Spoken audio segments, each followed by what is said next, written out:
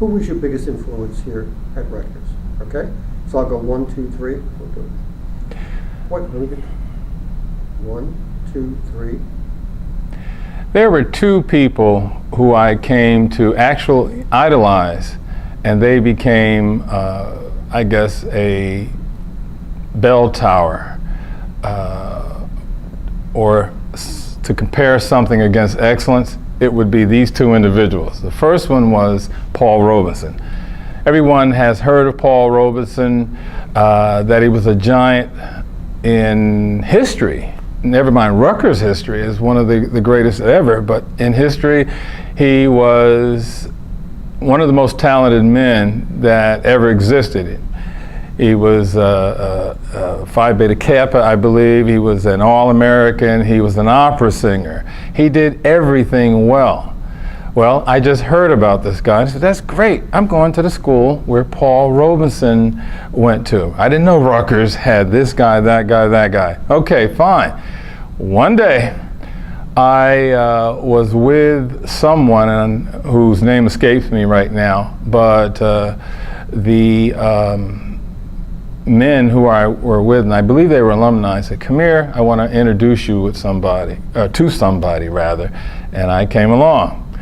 And they introduced us to Paul Robeson's son, standing right next to me. So at the time, I think I was 18 then, or 20, somewhere in that neighborhood. I was very shy, but in my mind was, I've got to ask him, would it be possible to see your father, to meet your father? And lips were quivering, it never got out. And unfortunately, Paul Robeson passed away 3 months later. One of my biggest regrets.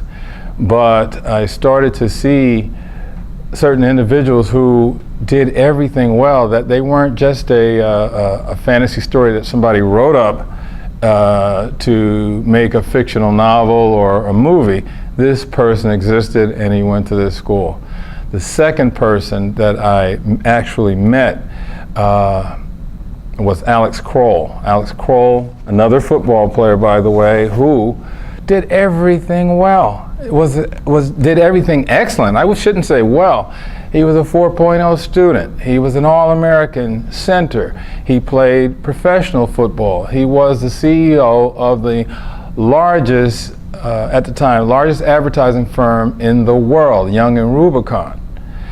And I got a chance to meet him. And his life read like an Andy Hardy novel. At the time, Andy Hardy was Peaches Cream, captain of the team, and married the cheerleader, and was an excellent student. Well, he existed.